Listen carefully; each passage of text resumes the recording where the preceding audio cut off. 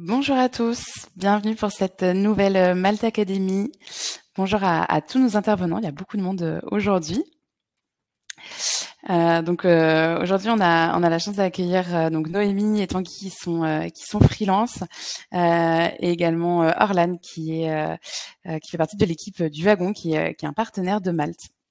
Donc n'hésitez pas à nous dire dans le chat si vous nous entendez bien, si tout fonctionne pour vous.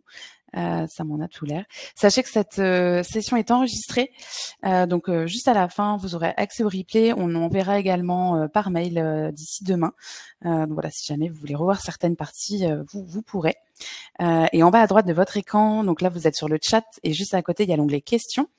Donc n'hésitez pas, si jamais vous avez des questions, à les recenser dedans. On se gardera du temps à la fin pour échanger suite à la présentation.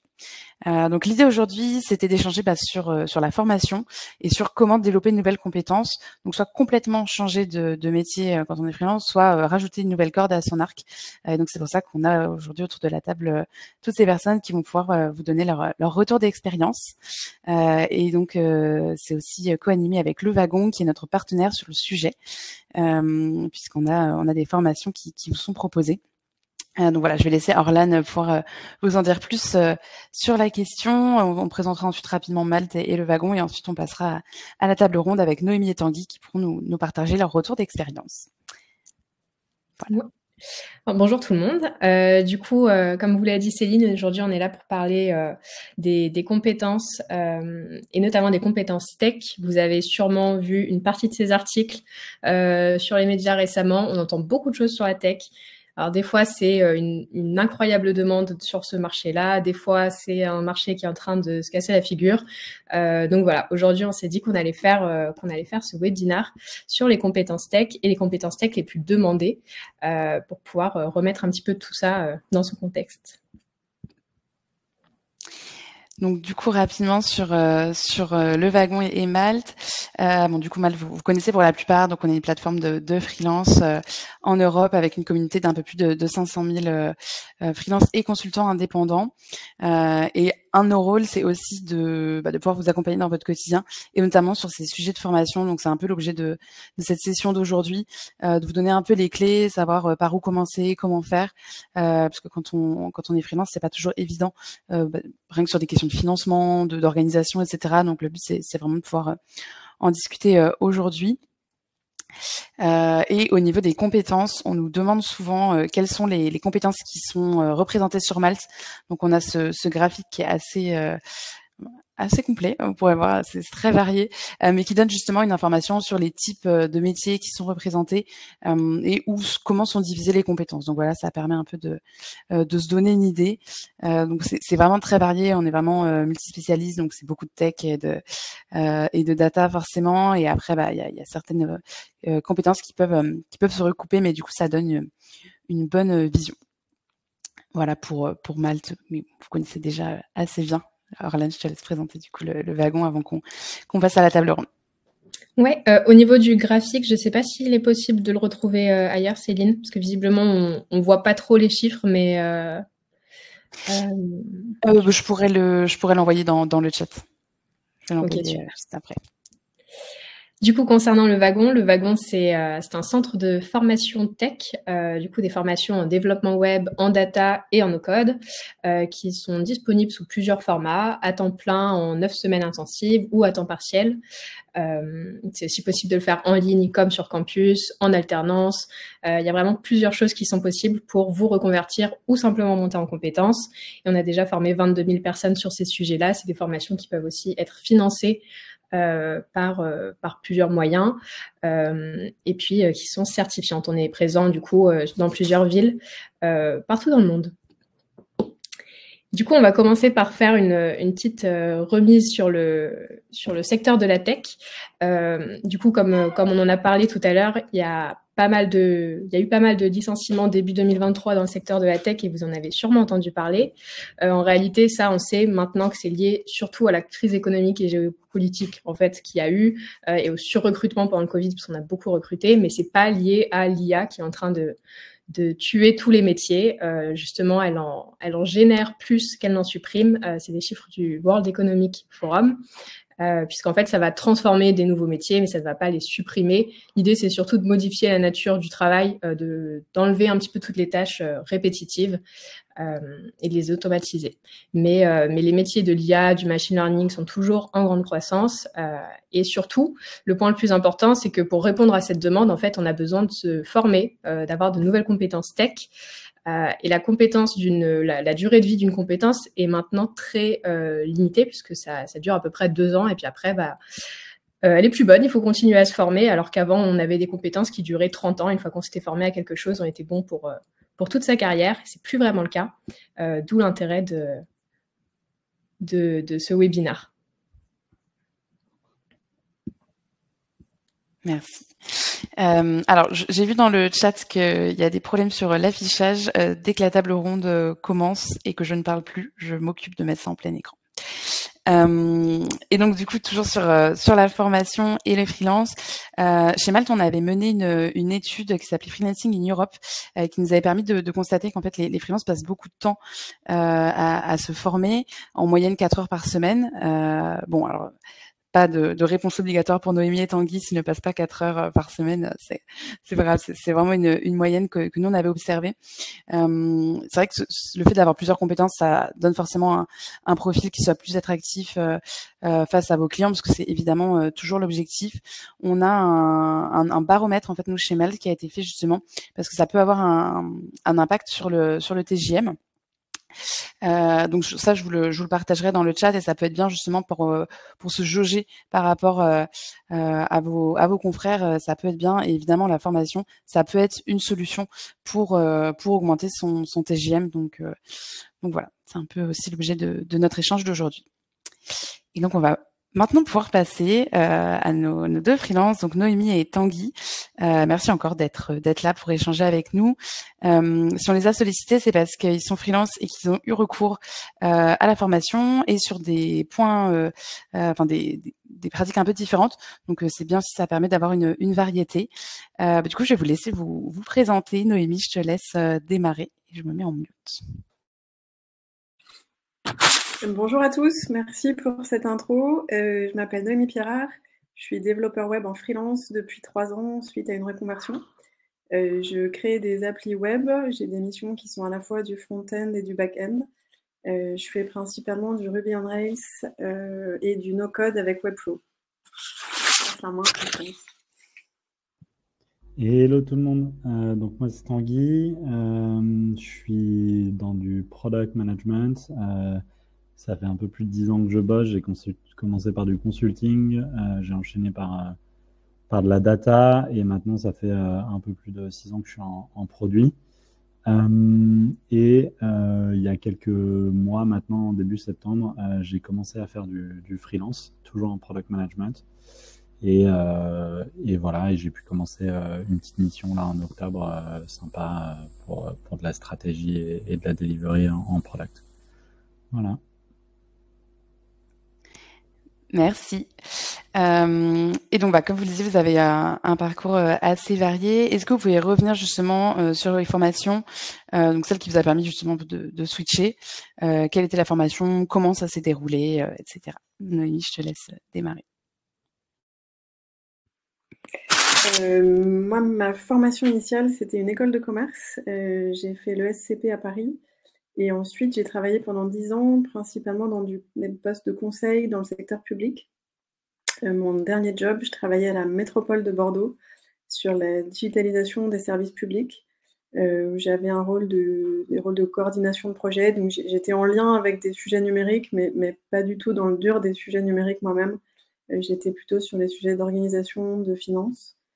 Et puis j'ai eu besoin à un moment de prendre un peu de recul par rapport à tout ça. J'ai passé par une phase où j'avais besoin de réfléchir, et j'ai choisi de faire le wagon, que j'ai vu un peu comme une pause à un moment où je voulais prendre un peu de recul. Donc je me suis dit, je prends 3 mois pour faire autre chose. J'avais pas de projet particulièrement associé, j'avais jamais fait de code avant. Je crois que je savais pas du tout ce que c'était d'ailleurs. Et ma chance a été que le bootcamp a été l'occasion pour moi de me découvrir une passion pour le code. J'ai vraiment accroché, j'ai travaillé très dur, mais j'ai vraiment aimé.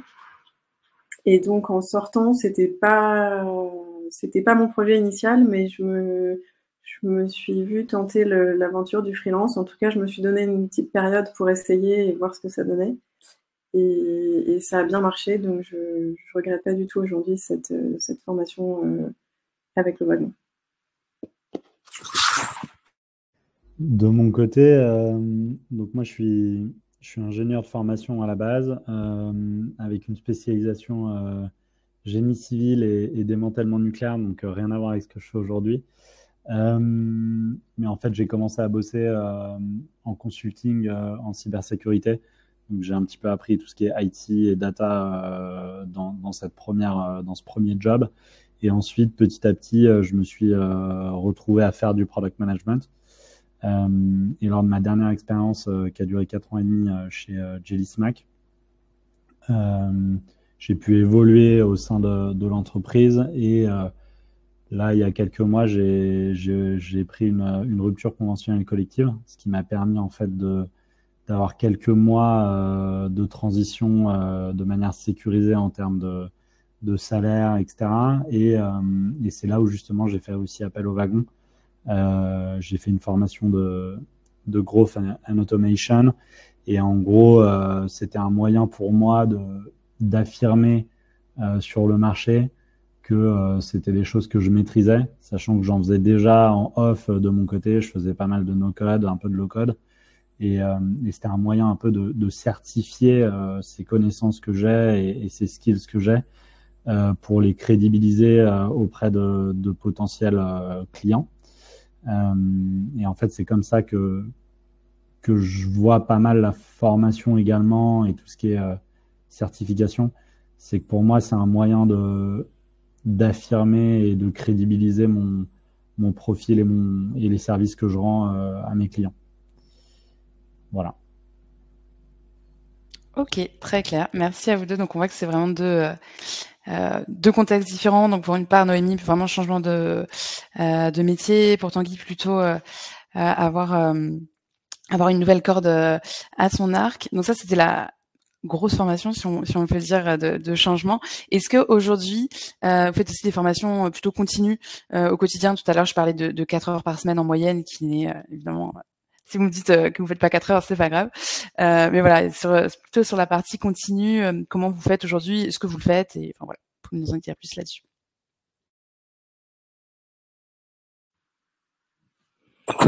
Alors le 4 heures par semaine, effectivement, il met la barre un peu haut. Je peux pas vous dire que c'est 4 heures chaque semaine de manière très régulière, mais effectivement, c'est essentiel de se former parce que les outils changent très très vite et qu'on sent à quel point on est très vite dépassé parce que les technos bougent très vite, que les besoins bougent très vite, les versions évoluent, donc la formation, c'est un vrai sujet. En démarrant à la sortie du wagon, j'ai fait pas mal de MOOC parce que c'était une manière pour moi de continuer à me former dans l'attente aussi un peu des premiers clients, des premiers projets. Et ce qui m'a beaucoup aidé, c'est de me mettre à enseigner moi-même au wagon. Le wagon permet de le faire, y compris quand on est un peu junior, en nous accompagnant beaucoup pour ça. Et ça m'a permis de refaire tous les cours, de réapprofondir face à des questions d'élèves, d'être obligée de vraiment me plonger dedans et de vraiment bien comprendre les choses, préparer les choses et les comprendre, et puis d'avoir l'envie de les transmettre.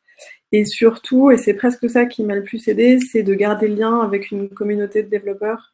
Ça me permet du coup de connaître d'autres profs, de connaître d'autres élèves et de rester dans le risque quand on est freelance, c'est toujours un peu de s'isoler et puis de faire les choses dans son coin un peu solitaire.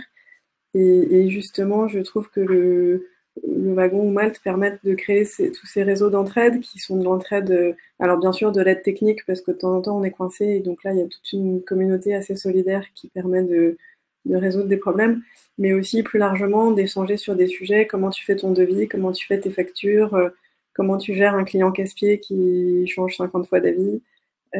Tout ce truc-là,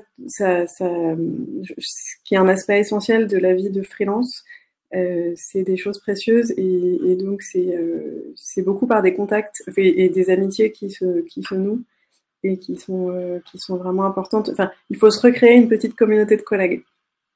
pas forcément de collègues avec lesquels on travaille au quotidien sur les projets, mais de collègues un peu sur la durée qui nous donnent des bonnes techniques. Tel truc évite, c'est nul. Tel truc, c'est vraiment important, fonce. Tel MOOC est très bien, tel autre. Et voilà. Mais c'est surtout ça que je donnerais comme conseil sur la formation, c'est de se tenir au courant et de garder des liens avec d'autres, comme vous le faites aujourd'hui. Je vais rebondir sur ce que tu as dit, Noémie. Je pense qu'en effet, il y a un gros enjeu quand tu es freelance de ne pas se retrouver tout seul et de rencontrer du monde. Et je pense que tout ce qui est webinaire est super utile. Moi, je suis pas mal de différents webinaires toutes les semaines. Alimenter et gérer ton réseau est quand même essentiel également. À la fois pour trouver des nouveaux clients, mais aussi justement pour avoir des gens qui sont dans la même situation que toi et qui peuvent te donner des conseils, qui peuvent t'épauler, parfois plus seniors ou qui sont plus présents. Par exemple, pour moi, je suis tout nouveau dans le côté freelance, donc j'ai pu rencontrer des dizaines de gens qui étaient en freelance depuis plusieurs années.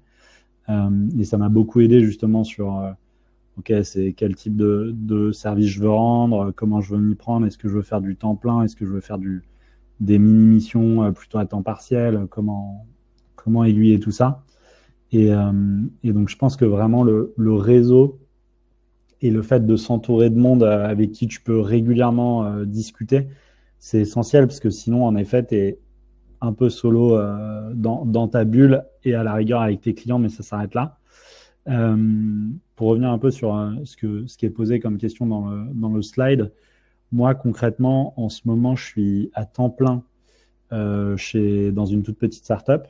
Donc en gros, en ce moment même, étant donné qu'il y a un gros niveau d'intensité dans mon day-to-day avec cette petite startup parce que je suis le seul au product et qu'il faut tout faire, j'ai pas trop le temps à l'instant T d'approfondir mes formations et de pouvoir prendre beaucoup de temps sur des webinaires, etc.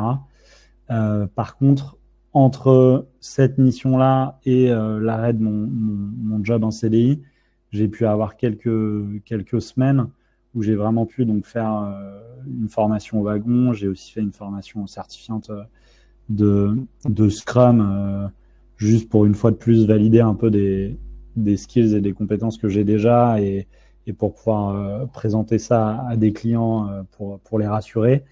Et je pense que en fait, c'est important justement d'avoir des temps un peu off côté freelancing pour pouvoir se former. Moi, pour l'instant, étant donné que là, j'ai pris vraiment un temps plein, je vois plutôt je prends beaucoup de temps avant le démarrage d'une mission et je vais en reprendre après pour remettre à jour mes compétences si besoin et surtout aller approfondir des compétences par moment. Notamment, là, je commence à réfléchir à me dire que après cette mission de 3 mois, peut-être que je la prolongerai, mais j'essaierai de me trouver un tout petit peu de temps pour aller chercher une formation en data science parce que je pense que c'est dans l'air du temps et c'est cool que je puisse là aussi un petit peu certifier des compétences que j'ai pu développer dans mes précédentes expériences au Bon Coin et chez JSmack. Et donc en fait, pour moi, c'est un peu à la fois du continu avec du webinar, avec de la lecture et qu'il faut arriver à prendre ce temps-là parce que quand tu es en CDI, tu prends pas ce temps-là. Je trouve qu'à la rigueur, tu le payes pas forcément trop. Quand tu prends pas ce temps-là en freelance, je trouve que c'est beaucoup plus pénalisable pour toi et tes potentiels clients parce que tu peux vite être moins à suivre les best practices, etc. Donc, il faut vraiment prendre ce temps-là, avoir la rigueur de le faire. Et ensuite, je pense que quand tu es à temps plein, avoir des moments où tu trouves quelques jours, quelques semaines pour vraiment passer un cran sur une compétence ou un domaine d'expertise que tu vas approfondir. Je pense que ça, c'est clé. Et moi, c'est vrai que par contre, ce que j'ai pu faire entre JSmack et cette première mission, c'est que j'ai eu quelques semaines pour faire des formations, mais également pour me créer une toolbox de toutes mes expériences passées que je viens un peu sur laquelle je viens piocher pour mettre à disposition des informations, des choses pour mes clients. Donc ça, c'est vraiment quelque chose qui m'aide. Et cette toolbox, je prends le temps toutes les semaines de prendre quelques heures pour essayer de l'alimenter, l'approfondir, ajouter des choses, soit que j'ai découvert pendant ma mission chez mon client, soit que je suis allé chercher avec des articles de blog, avec des newsletters, des podcasts que je lis hors de mon temps de travail, mais qui me permettent de rester à jour. Voilà pour moi. Et je me permets, avant qu'on passe à la question suivante, remarque hyper intéressante de Chantal. Effectivement, il faut aussi prendre ce temps pour se former, mais aussi toujours prospecter pour avoir une variété dans l'émission. Merci Chantal pour le partage d'expériences. Orlane, je te laisse. Ouais. Alors du coup, bon, on a bien vu que c'était important de se former, mais ça a un prix. Du coup, on voulait savoir comment est-ce que vous avez financé toutes ces formations, justement. Pour ma formation du wagon, qui effectivement représente un bon budget, j'ai eu une partie qui a été prise en charge par Pôle emploi. Moi, de mon côté, sur les grosses formations, j'ai fait 3 grosses formations entre Jelly Smack et là, mon début de freelancing. Et en l'occurrence, c'est Jelly Smack qui me les a payés. Donc, de ce point de vue-là, j'ai pas encore eu trop de challenge associés à comment me financer mes formations. Mais je pense qu'en fait, de la même manière que, enfin, j'ai l'impression qu'en freelance, tu es ton propre patron, et donc de cette manière-là, moi, je pense que la façon dont je financerai mes formations, ça sera probablement avec l'argent que je génère avec mes clients concrètement. Moi aujourd'hui j'ai une SASU et en gros je fais rentrer de l'argent dedans et je dépenserai sûrement une partie de cet argent pour de la formation et à voir si j'utilise également un peu de CPF, parce qu'aujourd'hui de mon côté il est complètement plein, mais donc probablement ça pour les prochaines premières formations, mais ensuite je pense que ce sera ma boîte qui prendra ce rôle-là. Oui, en effet, c'est assez intéressant. Il y a pas mal de moyens pour financer ces formations. Alors, il y a évidemment le fait d'économiser une partie de ce que vous avez gagné en freelance pour le réinvestir. Vous avez aussi, comme vous en avez un peu parlé, le CPF, Pôle emploi qui peut prendre en charge une partie en tout cas de vos formations, la région. Il y a vraiment pas mal de choses. Et comme l'a partagé Céline dans le chat, vous avez aussi une aide qui existe en fait pour les personnes qui sont auto-entrepreneurs ou indépendants, donc freelance. Il est possible qu'une partie de cette formation soit prise en charge. Donc n'hésitez pas à regarder si vous pensez vous aussi à vous former. Vous pouvez toujours économiser un petit peu et c'est assez sympa. Alors du coup, pour rester plutôt sur la partie compétences, on sait qu'il y a pas mal de choses qui évoluent en ce moment, notamment l'IA et les outils d'intelligence artificielle qui explosent, et on imagine que ça a un impact sur les demandes que vous avez avec vos clients.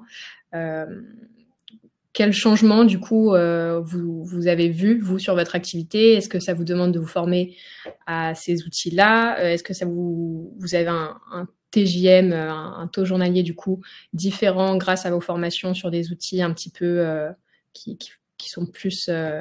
qui font un peu le buzz en ce moment? Qu'est-ce que vous voyez comme différence sur vos activités en tant que freelance? Je pense que déjà, quand on démarre sur un nouveau métier, il faut accepter que les choses peuvent mettre un peu de temps à se mettre en route. Malgré tout ce qu'on peut avoir comme encouragement quand on sort, il faut accepter cette phase un peu inévitable où on démarre quelque chose de nouveau et donc ça met un peu de temps.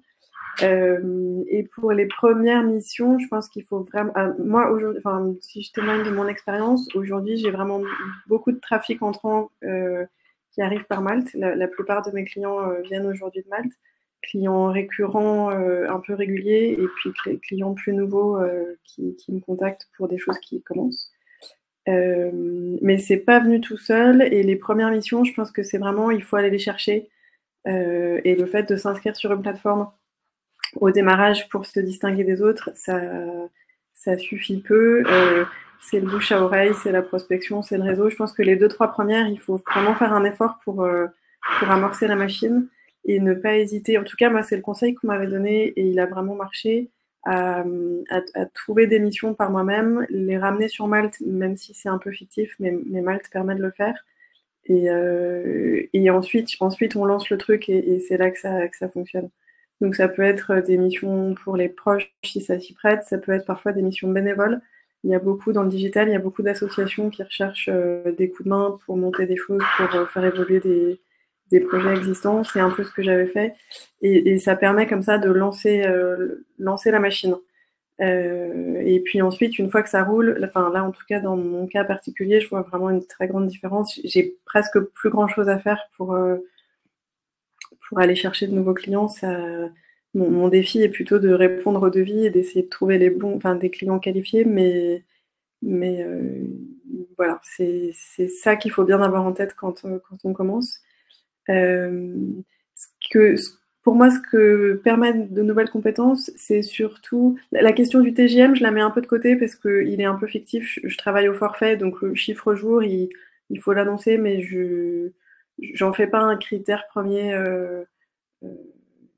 Voilà, je me dis pas, tiens, je vais gagner plus 50 € parce que j'ai mis telle formation. J'essaie de raisonner en me disant que je mets plutôt un TJM un peu plus bas que ce que j'aurais. Je me mets plutôt sur la fourchette basse de ce que j'aurais en tête. Et puis ensuite, quand je négocie un forfait pour un projet, là, je remets un prix qui me paraît être plus juste. En revanche, la vraie liberté qu'on a avec de nouvelles compétences, c'est de pouvoir choisir un peu les clients et les projets sur lesquels on a envie de travailler. Alors, il y a bien sûr des sujets qui nous plaisent plus ou moins, des clients avec lesquels on accroche plus ou moins. Je dirais que le projet idéal pour moi, c'est aussi, et c'est en lien avec tout ce qu'on se dit sur la formation, un projet dans lequel il y a une partie de choses que je connais déjà, que je maîtrise, que je vais faire vite, qui vont être rémunérées. J'aime bien quand il y a, disons, 2/3 de choses qui sont mon domaine de compétences, mon terrain de jeu et des trucs où je sais que je vais avoir une vraie efficacité, une vraie valeur ajoutée.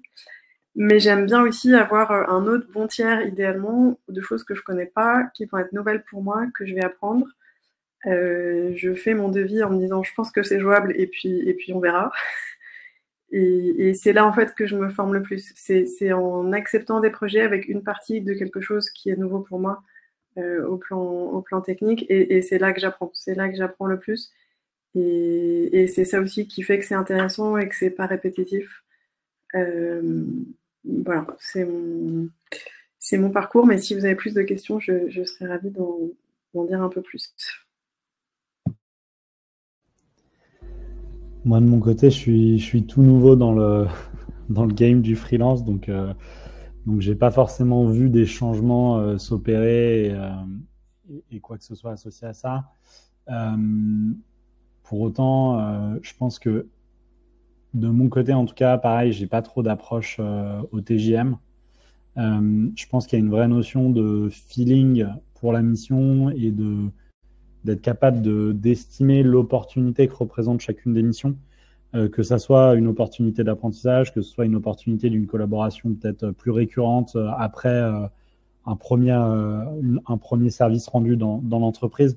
Donc je pense qu'il faut vraiment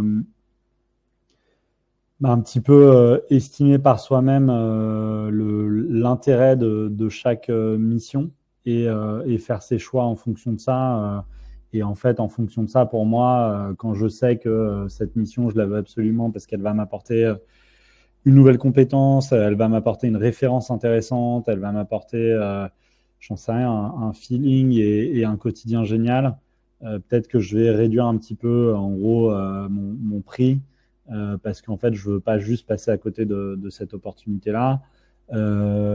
Et en fait, j'approche pas mal le côté formation et compétences dans ce même prisme, c'est-à-dire que à chaque fois que je vais développer une compétence, je vais essayer d'aller chercher des compétences que moins de product managers ont, qui me différencient nettement du reste du pool de personnes et qui vont me permettre justement ensuite de facturer entre guillemets comme je le souhaite mon service. Donc moi, encore une fois, j'utilise vraiment la formation comme quelque chose de certifiant qui vient rassurer un client que, en effet, je bullshit pas en disant que je sais faire ça et que c'est bien réel.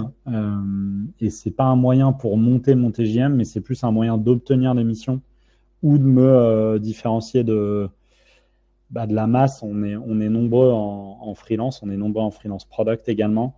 En plus, moi, j'ai quelques particularités. Aujourd'hui, j'ai énormément d'offres qui me sont proposées à Paris avec une grosse partie temps présentiel. Alors moi, je suis à Lyon et je peux aller sur Paris, mais je vais pas y aller tous les jours ou toutes les semaines. Donc ça aussi, il y a un vrai souhait de se différencier en ayant des compétences très spécifiques et qui sont en phase avec les attentes actuelles du marché. Et en effet, je pense que être en capacité en tant que product, d'avoir une réelle grosse compréhension de tout ce qui est machine learning, AI, NLP, c'est des choses importantes que je peux mettre en avant ensuite. Le fait que j'ai travaillé pendant plus de 5 ans avec des profils très orientés data me permet aussi de mettre en avant ces critères-là qui aujourd'hui en effet font assez mouche sur le marché, parce qu'en effet on parle beaucoup de l'IA et qu'en product management il y a un énorme impact actuel sur comment tu viens intégrer de l'IA dans ton produit ou dans tes fonctionnalités. Et donc c'est intéressant de pouvoir mettre ça en avant aujourd'hui, mais c'est pas tant pour le TJM, c'est plus pour choper la mission ou rassurer un client. Voilà ce que je peux en dire. Et je serais ravi également de répondre à toutes vos questions ensuite, si vous en avez, de rentrer plus dans le détail de mes expériences. Ok, super. Merci pour vos réponses très très claires. Est-ce que vous avez autre chose à ajouter sur la partie compétences, formation continue? Est-ce que vous avez un petit mot à ajouter? Non, peut-être saluer les efforts du wagon pour mettre à jour en permanence tous les contenus. Moi, j'ai fait ma formation il y a 3 ans, mais je retourne sur la plateforme dédiée aux élèves du wagon plusieurs fois par jour. Le code évolue, les versions évoluent, mais tout est mis à jour en permanence. Donc en fait, il y a le bootcamp avec ce que vous allez apprendre le jour où vous allez le faire, mais en fait, vous avez aussi en main tous les outils pour continuer à vous former aux nouveaux outils par la suite. Et ça, c'est vraiment très précieux de pouvoir repartir de templates qui sont déjà faits, qui sont déjà existants, d'avoir des tests qui sont déjà prêts, d'avoir des exemples que vous connaissez et qui sont déjà de choses qui vous marquent et que vous pouvez retrouver et qui sont non seulement ce que vous connaissez, mais en plus l'évolution de ce que vous connaissez. Et puis un deuxième point, on a un peu commencé à parler de ChatGPT et de comment ça pouvait changer les choses pour nous. Indéniablement, ça change énormément. Je saurais plus faire sans aujourd'hui. Une fois qu'on y prend goût pour développer, c'est vraiment révolutionnaire.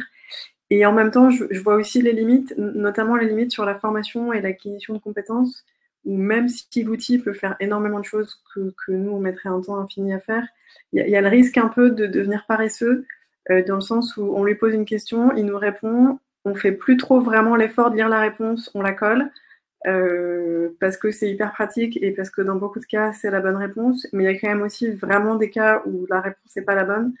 Et là, on se dit, alors attends, qu'est-ce qu'il a voulu dire?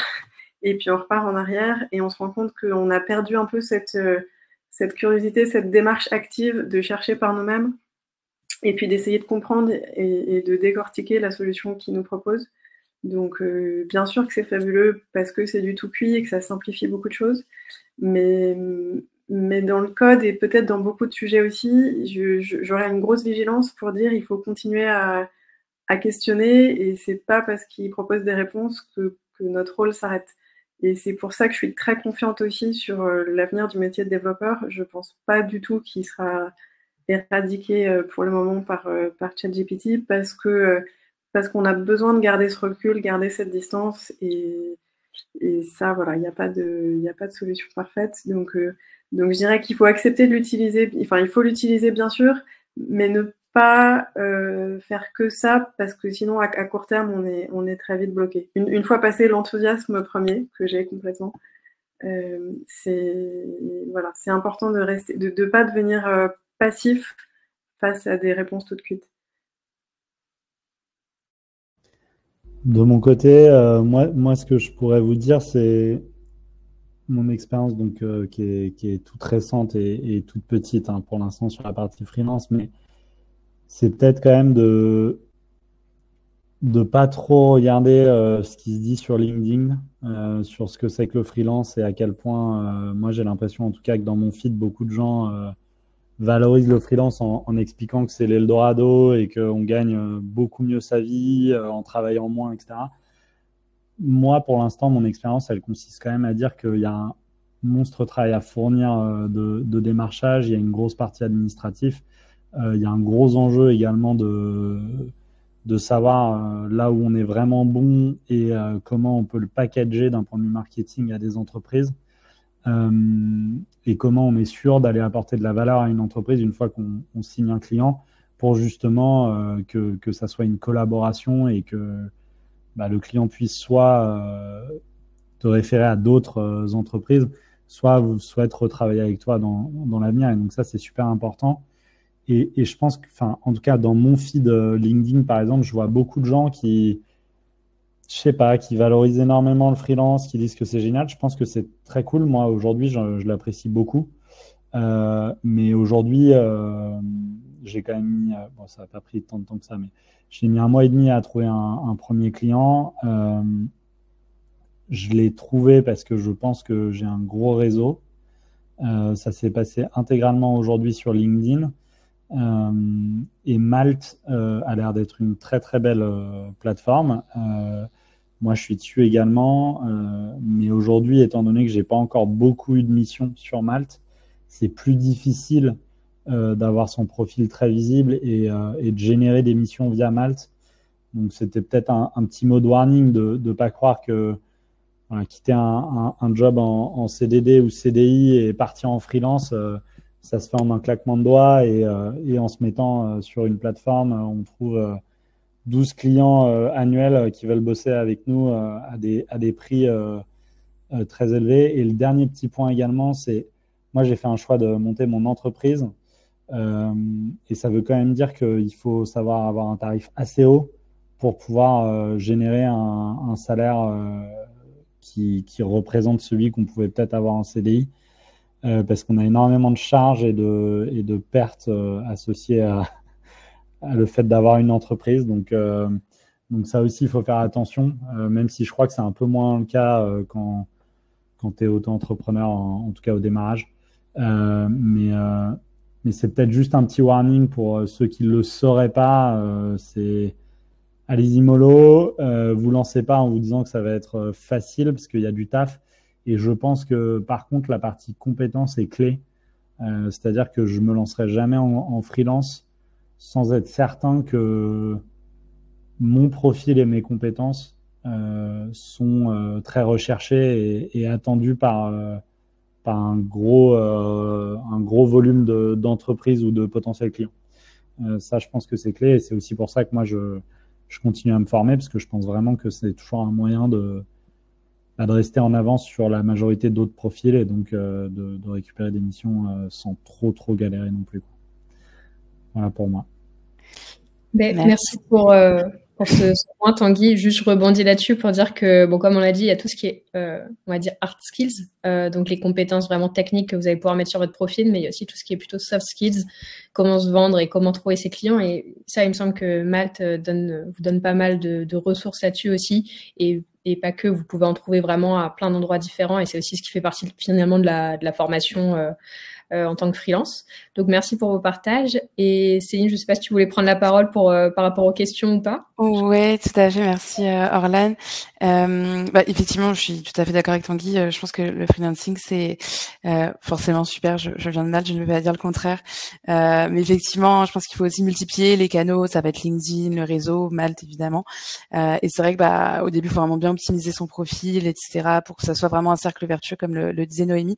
Je vous partagerai après dans le chat les ressources qu'on a là-dessus. Vous pourrez aller voir parce que c'est un tout autre sujet, mais complètement d'accord avec Tanguy. Et avant qu'on passe aux questions, je mets également dans le chat, j'ai fait un petit récap en live des tips qui ont été partagés par Noémie et Tanguy, comme ça si jamais vous voulez faire une petite capture écran, donc pour les reciter, donc voilà, formation continue, développement de réseau, que ce soit quand vous avez un temps calme ou même en même temps que vos missions, si c'est possible, donner des cours et donc se former, accepter des projets avec des besoins de nouvelles compétences, ça peut être aussi des options. Donc voilà, je les ai recensées ici. Comme ça, vous les aurez. Et donc, du coup, on a un peu de temps pour les questions. Je vais vous laisser les recenser dans l'onglet qui est dédié. Mais il y avait une question d'Armel pour Noémie. Donc, est-ce que quand tu parles d'amener tes premières missions, justement pour optimiser ton profil Malte, notamment avec des assos, est-ce que tu peux expliquer comment tu as fait?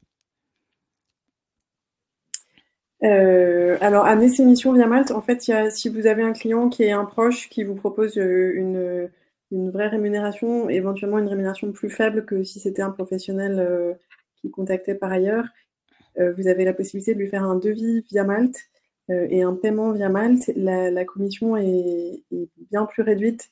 Je crois que c'est 2% ou 2% et demi, 2% hors taxe. Ce qui n'est pas du tout les tarifs si jamais un client vous trouve sur Malte. Là, c'est beaucoup plus élevé. Donc, vous perdez 2%, 2 ou 3% de votre rémunération, mais ça vaut le coup parce que du coup, vous avez un avis et puis vous avez des points. Et donc, c'est ça, ce que j'appelais lancer la machine, c'est commencer à se distinguer un peu, avoir un profil qui a un petit peu de visibilité. Et pour ce qui est des associations, c'est là aussi de faire demander un paiement qui est qui est un paiement un peu symbolique, très inférieur à ce que vous auriez demandé si ça avait été un pro, mais qui est tout de même une espèce de dédommagement qui permet d'avoir un peu d'avis et quelques évaluations, gratter quelques étoiles.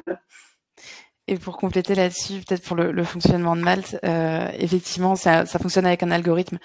Donc, si vous avez des missions, forcément, vous avez des notations. Du coup, après, c'est vraiment un cercle vertueux. Donc, c'est un peu en ce sens-là que Noémie le faisait.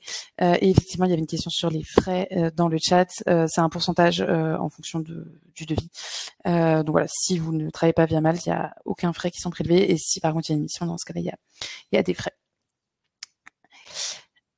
Est-ce que vous avez d'autres questions à poser à Noémie et Tanguy sur leur parcours, sur la formation, comment ils s'organisent, etc. Pas encore. En attendant, du coup, on va mettre la dernière slide, comme ça vous l'aurez. Donc comme je vous disais, on est partenaire du Wagon qui propose des formations avec des réductions pour la communauté de Malte. Sachez que on ne se rémunère pas sur ce partenariat, il n'y a pas d'affiliation, c'est vraiment pour vous. L'idée c'est que ça puisse vous accompagner dans votre quotidien. Donc on le propose ici. Vous pouvez flasher le code pour avoir accès à ces réductions. C'est aussi disponible sur la page partenaire de Malte que vous pouvez retrouver sur votre profil. Et je crois qu'Orlane, tu avais des formations gratuites aussi que tu peux proposer. Oui, je vais juste compléter ça déjà, premièrement, parce qu'on parle de bootcamp et de skill course ici et que j'en ai pas vraiment parlé en introduction, donc vous savez peut-être pas ce que c'est la différence. Les bootcamps, ce sont les formations intensives sur 9 semaines ou à temps partiel sur 6 mois, mais qui sont vraiment faites pour apprendre de A à Z un nouveau métier qui peut être en développement web ou en data science ou en data analyse. Et les skill courses, par contre, c'est quelque chose qui va peut-être être plus adapté aux freelance. Dans votre cas, ce sont des formations le soir et le week-end totalement en ligne qui se font sur 8 semaines, donc à temps partiel en parallèle de votre activité et qui vous permettent de monter en compétence sur un sujet particulier qui peut être comme Tanguy, Growth et Data Automation, qui peut être la data analyse, en tout cas les essentiels, les bases de la data analyse, qui peut être le machine learning, donc tout ce qui est plutôt IA. Voilà, vous avez plusieurs formations qui vous permettent de monter en compétence sur un sujet particulier, même si vous êtes déjà en poste. Donc voilà pour la différence entre bootcamp et skill course, et aussi parce qu'on sait que tout le monde ne peut pas investir de l'argent dans une formation et que peut-être que vous en êtes que au début de votre vie de freelance et que donc vous n'avez pas encore de quoi payer vous-même vos formations. On a aussi des cours d'initiation qui sont 100% gratuits, qui s'appellent les Free Courses du Wagon, et donc c'est des sujets encore une fois très précis. Ça peut être l'IA, ça peut être, il me semble qu'on a qu'on a SQL, je crois qu'on a du JavaScript. Bon, vous avez des sujets particuliers de web, de no-code et de data qui sont 100% gratuits, qui vont être sur une durée de quelques heures, environ une dizaine d'heures selon les cours, qui sont en anglais, mais parce que dans la tech, de toute façon, tout se fait en anglais. Donc voilà, il faut savoir comprendre un minimum l'anglais, mais c'est totalement gratuit. Donc si vous voulez juste voilà, vous initier à un nouveau sujet, ça peut être intéressant voilà, pour commencer à découvrir l'IA ou le no-code, par exemple, et peut-être répondre à certaines demandes de vos clients. Donc voilà, pour ces cours-là, vous avez le lien que Céline a mis dans le chat.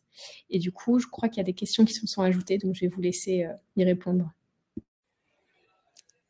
Ouais, première question pour Tanguy. Donc, tu disais qu'il était important de bien connaître ses compétences pour être en mesure de se vendre auprès des potentiels prospects quand on crée son offre, package. Comment tu as fait justement pour marketer ton package? C'est une question de Sébastien.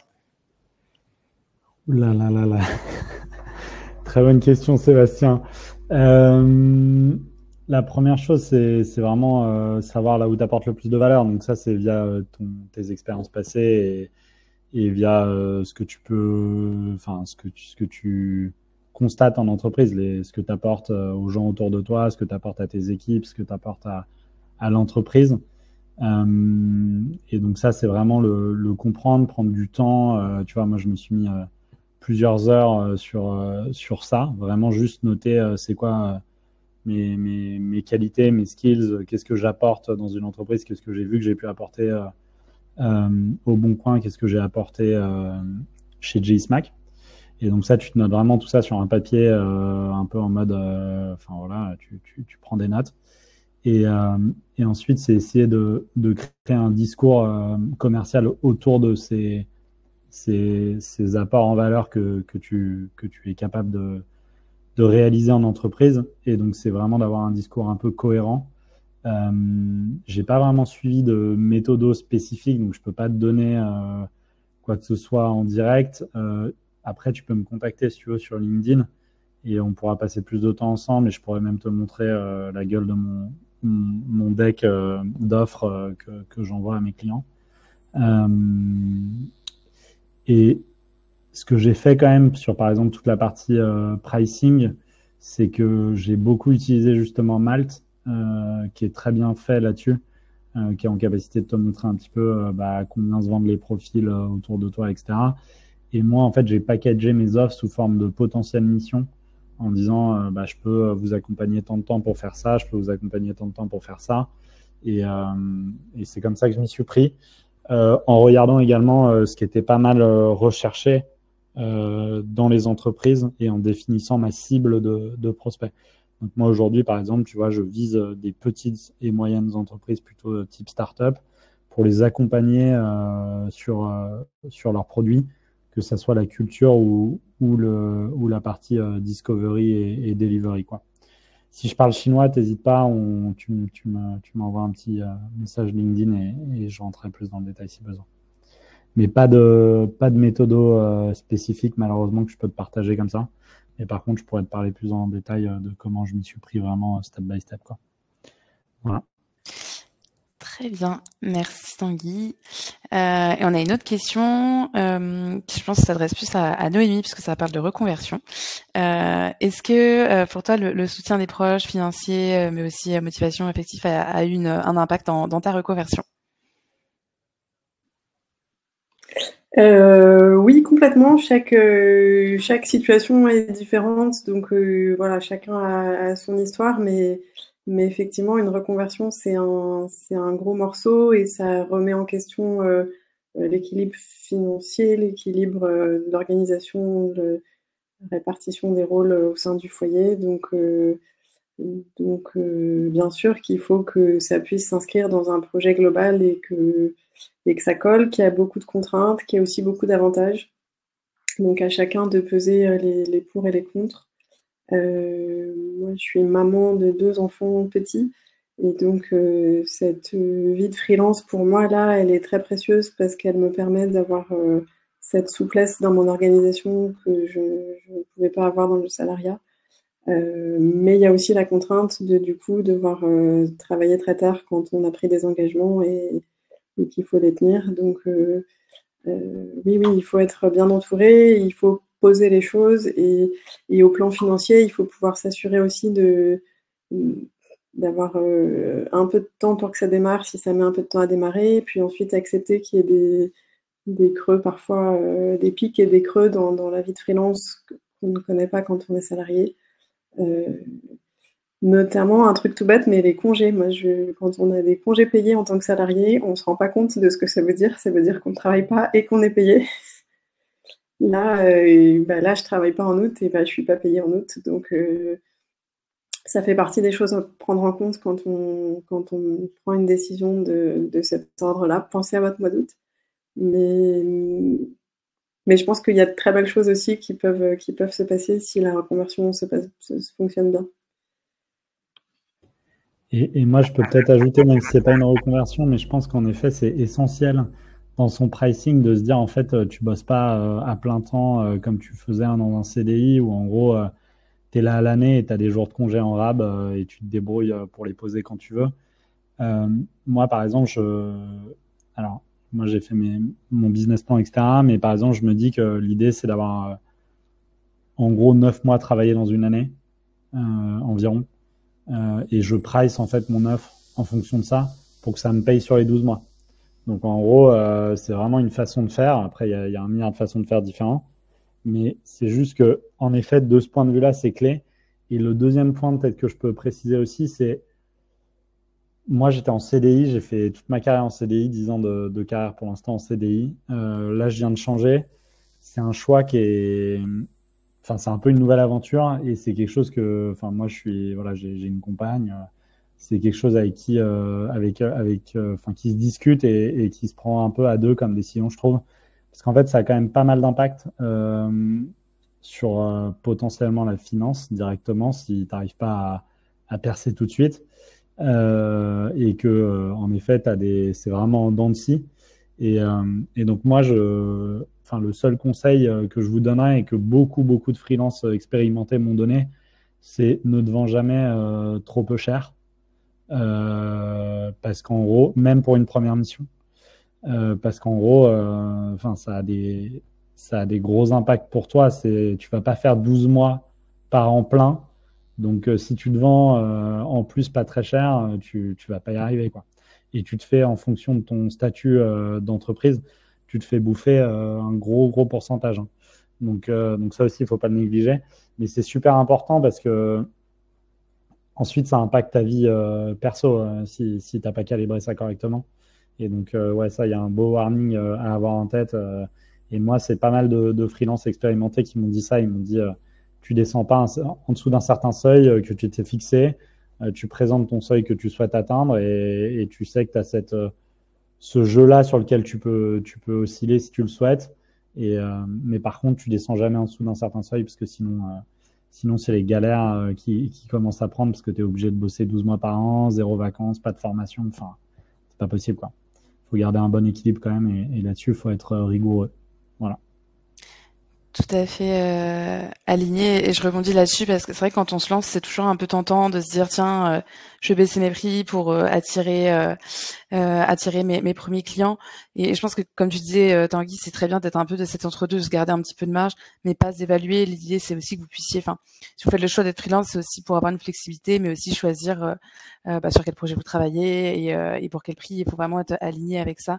Se donner un TGM et pas trop le baisser parce que c'est pas du tout le but. Donc voilà, je vais juste rebondir pour avoir l'avis Malte là-dessus. Complètement d'accord avec ça. Mon point quand je disais qu'il faut accepter une rémunération un peu plus faible, c'est que c'est difficile de faire une reconversion et puis de se dire au bout de 3 mois, j'aurai tout ce qu'a quelqu'un d'expérimenté dans ce domaine. En fait, au bout de 3 mois, on sait faire quelque chose qu'on a mis 3 mois à apprendre. Et donc parfois, au bout des 3 mois, il faut un stage de 3 mois ou un stage de 6 mois avec effectivement une rémunération qui est plutôt proche celle d'un stagiaire ou d'un apprenti que celle d'un senior.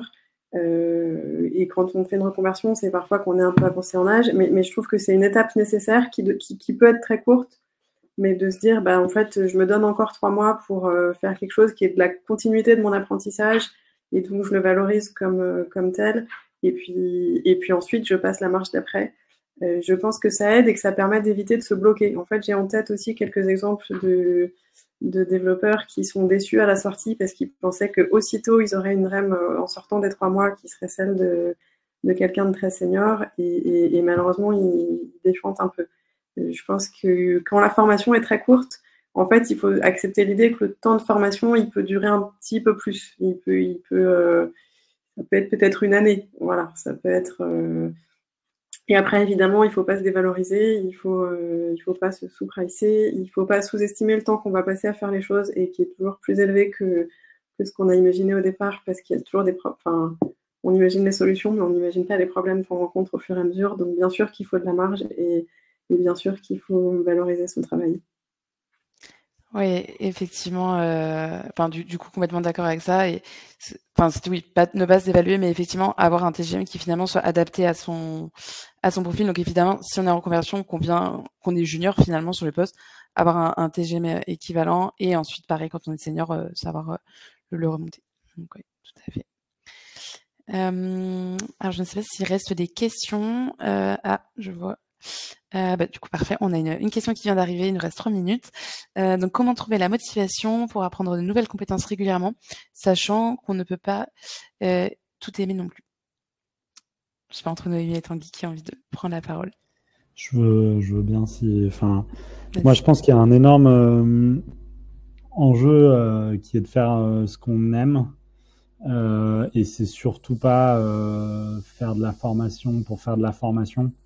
Moi, je le vois vraiment en fait, moi, j'adore pouvoir avoir un impact fort chez un client.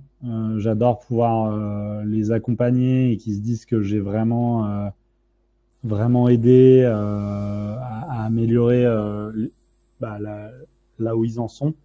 Et donc, en fait, régulièrement, ma formation, elle va venir épauler ça. C'est-à-dire qu'en gros, je vais me dire, OK, j'ai envie de faire ça parce que je sais que je répondrai de manière beaucoup plus pertinente à mes clients si j'ai ce package en plus, cette formation en plus dans mes compétences et sur mon profil. Et donc, en fait, pour moi, la motivation, elle vient principalement de là. C'est comment être sûr que je vais toujours apporter le maximum de valeur à mes clients. Et ça me booste pour apprendre régulièrement. Après, il y a un vrai enjeu de discipline et qui consiste à te dire, OK, en fait, là, j'arrête, je prends un peu de temps pour moi, là, je vais faire ma formation, etc. Et ça, moi, je trouve que c'est aussi un autre point qui est qu'il faut connaître un réseau de formateurs quand tu veux une formation spécifique. Par exemple, moi, je sais que le wagon, je trouve que voilà, c'est très bien marketé. Tu sais que tu vas en avoir pour ton argent. Et moi, j'ai que des feedbacks ultra positifs de toutes les expériences de tous mes potes et y compris moi, des formations réalisées là-bas. Et donc, en fait, tu te dis aussi, OK, je sais que ça va être intéressant et interactif parce que c'est comme ça que fonctionne le wagon pour toutes ces formations qui sont très, très centrées sur le côté pratique. Donc, ça va être facilement mis en œuvre chez mon client demain. Et donc ensuite, voilà, moi, je regarde que des organismes de formation qui ont un peu cette approche-là. Et donc, je sais que je ne vais pas me lasser à faire la formation, que ça ne va pas être difficile. Et ensuite, je fais des formations quand je sens qu'un client a un besoin spécifique ou que je veux m'orienter vers telle approche auprès de mes clients, quoi. Et donc, c'est comme ça que la motivation vient. Par contre, c'est vrai que, tu vois, j'ai fait, dans toutes les formations que j'ai prises là sur les mois précédents, j'ai fait une formation qui vient d'un organisme de formation très à l'ancienne. Et c'est un enfer. J'ai toujours pas certifié cette formation-là. J'ai toujours pas passé le diplôme. Parce qu'en fait, c'est à l'ancienne, c'est vachement dur de prendre du temps pour travailler dessus, c'est que des cours en ligne avec des slides, c'est pas interactif, etc. Et ça, moi, c'est vraiment la motivation, elle vient aussi parce que l'organisme de formation a de la valeur et te propose une façon de te former qui est en phase avec tes valeurs à toi. Et moi, par exemple, c'est interactif, c'est pratique et je suis sûr que je vais capitaliser dessus, quoi. C'est ces 3 points-là. Et je sais que le wagon, par exemple, apporte ça. Il y a d'autres organismes qui apportent ça. Je sais aussi qu'il y a d'autres organismes qui l'apportent pas et donc je vais plus vers eux depuis, quoi. sais pas si j'ai répondu à Alison, mais n'hésite pas sinon à me demander sur LinkedIn. Moi, je dirais tout simplement que la motivation, elle vient souvent du plaisir qu'on a à faire les choses et on apprend bien ce qui nous plaît. J'ai souvent des étudiants qui me disent: est-ce que tu penses qu'il faudrait que je fasse plutôt du front ou plutôt du back? C'est les deux disciplines principales dans le développement. Et je leur réponds toujours: bah, en fait, fais ce que tu aimes bien et tu seras bon là où tu as plaisir à faire les choses. Dans le choix des différents langages aussi, il y a plein de langages différents. En fait, on se découvre assez vite d'attirance pour certains ou au contraire du rejet pour d'autres, de manière un peu inexplicable. Voilà, parfois on a envie d'apprendre une langue et pas une autre. On ne sait pas trop dire pourquoi, mais il y a des langues qui nous plaisent et puis d'autres qui nous inspirent pas. Je pense que la motivation, elle vient surtout de l'envie, enfin, d'une curiosité de découvrir quelque chose que petit à petit on aime bien faire et donc dans lequel on sera bon. Je pense qu'on est bon quand on est concentré, quand on travaille, quand on fait des efforts. Et ces efforts-là, ils doivent être principaux. Pour que ça se passe bien, ils doivent être principalement menés par, voilà, par le plaisir qu'on a à faire les choses. Et donc, il y a bien sûr des choix un peu stratégiques à faire en termes de carrière, de besoins du marché, mais si vous aimez du bac, faites du bac et vous posez pas trop de questions sur le marché, vous serez très bon en bac et puis ça va rouler. À l'inverse, si vous détestez le bac, c'est pas la peine. Enfin, faut pas forcer non plus. Si c'est pas votre truc, acceptez que c'est pas votre truc et puis cherchez autre chose. Voilà, pour moi, c'est ça la motivation première, c'est de faire des trucs que je trouve intéressants pour moi et c'est pas forcément ce qui sera intéressant pour d'autres. Je pense que c'est un très beau conseil pour conclure cette session. Effectivement, faire des formations sur des sujets qui nous intéressent et pareil pour le freelancing. Je pense que c'est effectivement tout l'objet et aussi la raison pour laquelle beaucoup de personnes se tournent vers ce format d'entreprise. Donc effectivement, très bien. Écoutez, merci à vous, Noémie, Tanguy et Orlan. Merci à tous ceux qui étaient connectés. Je vous remets le lien d'un petit questionnaire de satisfaction si vous voulez nous donner votre avis sur ce format. Il y a un replay qui est disponible sur le même lien sur lequel vous êtes connecté actuellement. On vous enverra aussi demain et il sera sur notre chaîne YouTube. Voilà pour moi. Merci à tous. Merci beaucoup. Bonne journée tout le monde. Merci beaucoup. Bonne journée. À bientôt. Au revoir. Merci, à bientôt.